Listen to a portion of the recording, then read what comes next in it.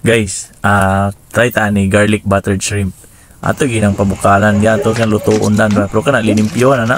Ato nang gikuan sa sungay ug ganing sayang ugat ba sayang spine sa tao kana. Basta mo na to ugat. Ato nang giaon atong gidrain. Ato na nang gutadan og ahos ya pinaturbo ba nga pagka slice ba paspas kayo.